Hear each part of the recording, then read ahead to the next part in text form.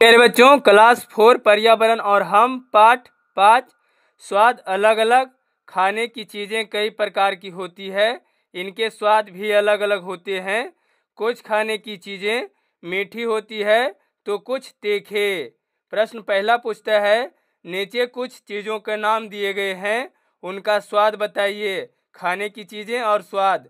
जलेबी मीठा लगता है, अचार खट्टा लगता है, लड्डू मीठा लगता है, कचौड़ी नमकीन लगता है, मिर्च तीखा लगता है, करेला कड़वा लगता है, आंवला कसैला लगता है, इमली खट्टा लगता है।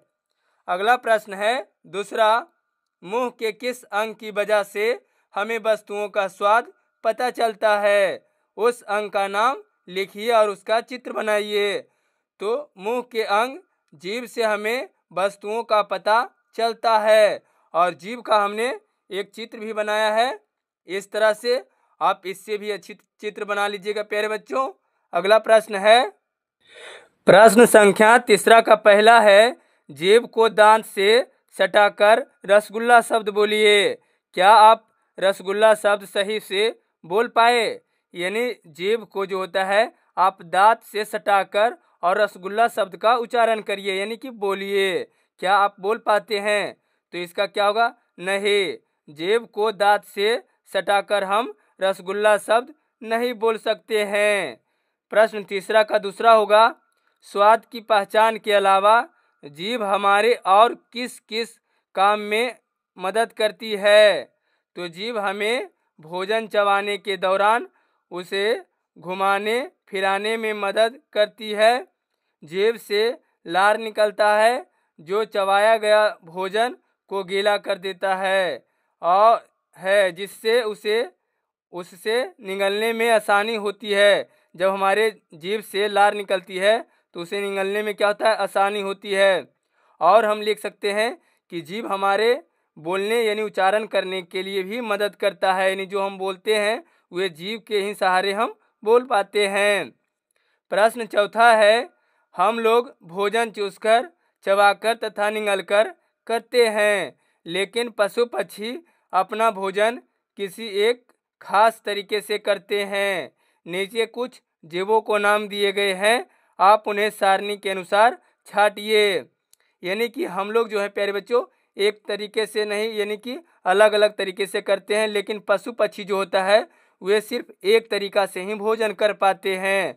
उस जीव यानी कि पशु पक्षी का नाम है हिरन, तितली, मेढक, बकरी, कुत्ता, मक्खी, शेर, घोड़ा, गधा, मच्छर, भैंस, मोर, खरगोश, मछली, सांप, खटमल, छिपकली, मुर्गा।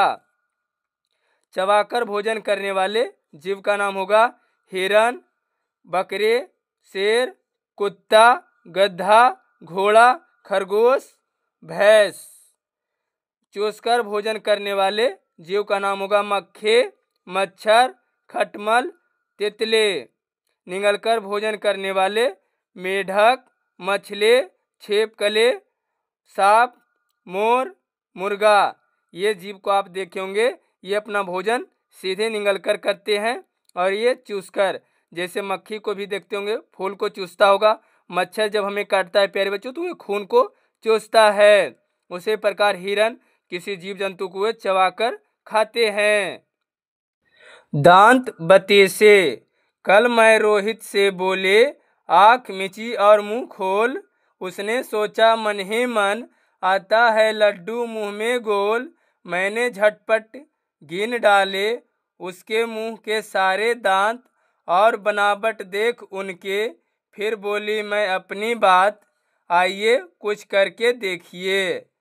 तो बिना दांतों को काम में लाए रोटी खाकर देखिए, यानी बिना दांत का प्रयोग किए आप रोटी खाकर देखिए।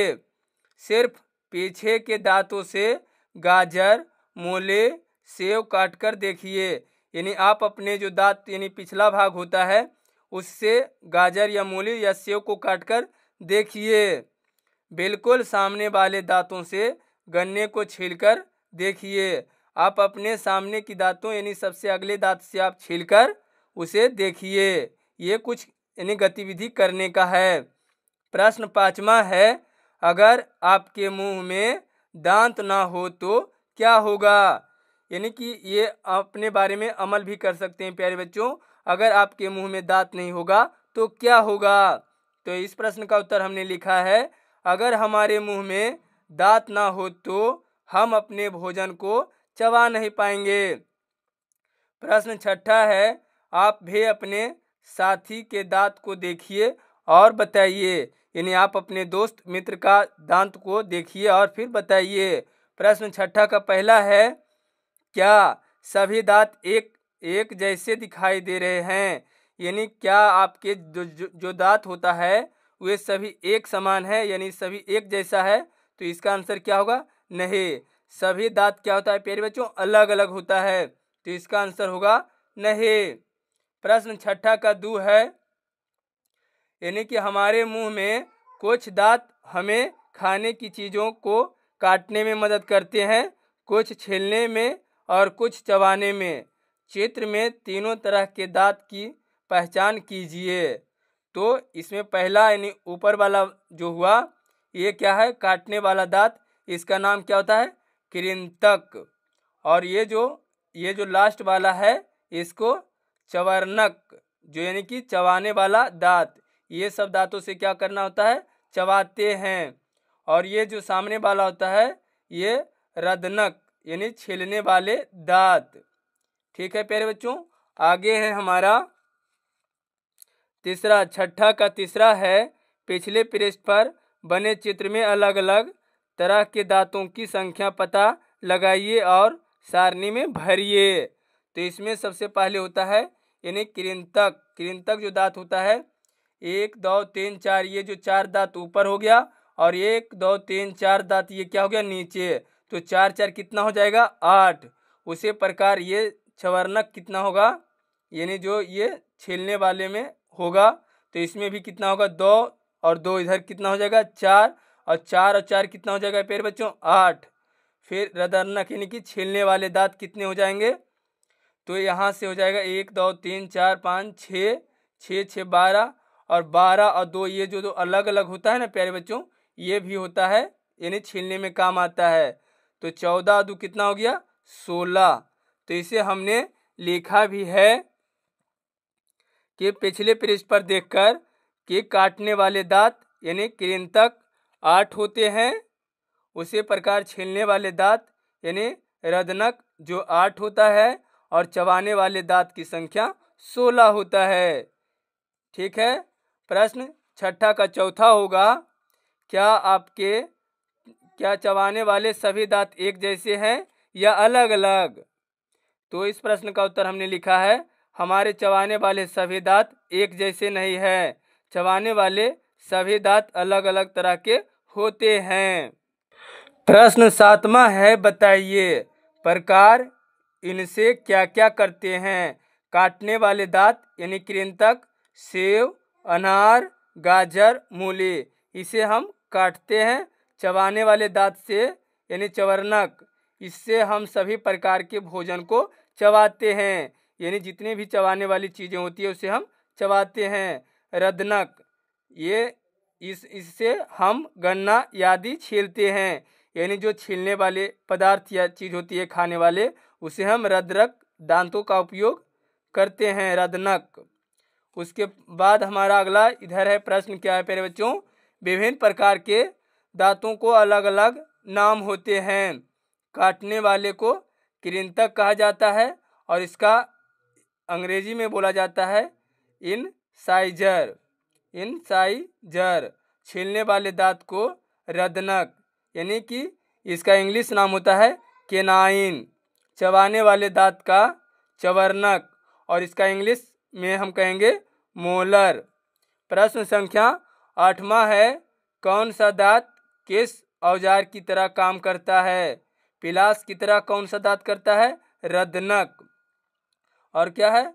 खराल की तरह करता है चवर्णक। और कैंची की तरह काम करता है कृंतक। ठीक है। प्रश्न संख्या 9वां का पहला है, दांत हमारे लिए बहुत महत्वपूर्ण है, क्या इनकी संख्या बच्चे और बड़े में एक समान रहती है या अंतर है? तो ये आप अपने गांव घर में भी देखे होंगे प्यारे बच्चों, ये बच्चे का अलग होता है और बड़े लोगों का दांत अलग होता है। तो इसमें क्या होता है? अंतर होता है। तो नोमा का पहला आंसर हम लिखेंगे अंतर रहता है, यानी छोटे बच्चों को कम दांत रहता है और बड़े लोगों को दांत ज़्यादा रहता है। प्रश्न नोमा का दूसरा है, अलग अलग उम्र में दांतों की संख्या का पता लगाइए। उम्र, दांतों की संख्या, यानी 6 माह का बच्चा या बच्चे, उसकी दांत की संख्या 4 होती है। आप इसे देखे होंगे, बच्चे को 2 नीचे होता है और 2 ऊपर। 2 और 3 वर्ष का बच्चा या बच्ची का दांतों की संख्या 16 होता है, 8 नीचे और 8 ऊपर। 8 और 9 वर्ष, 8 या 9 वर्ष का बच्चा या बच्ची के दांतों की संख्या 20 होता है। 21 साल से ऊपर के जो होते हैं उनका 32 दांत हो जाते हैं, यानी कि जिनकी उम्र 21 साल के ऊपर हो जाते हैं प्यारे बच्चों, उसकी दांत की संख्या 32 हो जाती है। प्रश्न संख्या 10वां है, जन्म के बाद आने वाले दांत को क्या कहा जाता है? यानी जन्म होने के बाद और उसके बाद जो दांत आता है उसका क्या कहते हैं? तो जन्म के बाद आने वाले दांतों को दूध के दांत कहते हैं। प्रश्न 11 का पहला है, क्या आपके दांत गिरे हैं?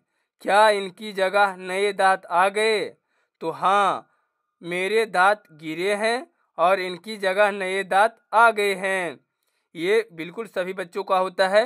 ये जो कि पुराने ने जो दूध के दांत होते हैं वे टूट जाते हैं, उसके बाद फिर नए दांत यानी कि निकलते हैं।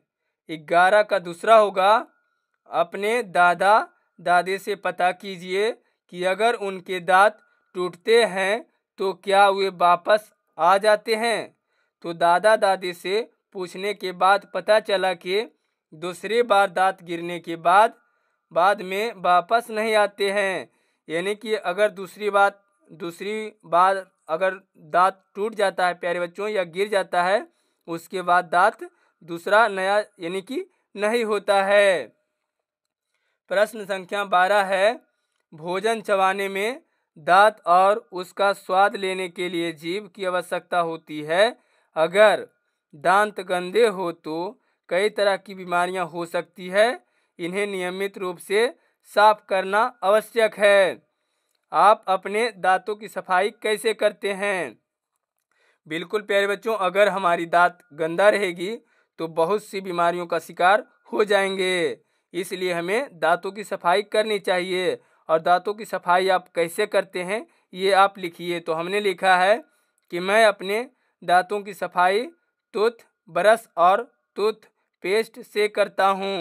कई बार मैं अपने दांतों की सफाई के लिए दतून का उपयोग भी करता हूँ। अगर गांव में रहते होंगे प्यारे बच्चों तो ये दतौन जिसे बोला जाता है इसका आप उपयोग जरूर करते होंगे।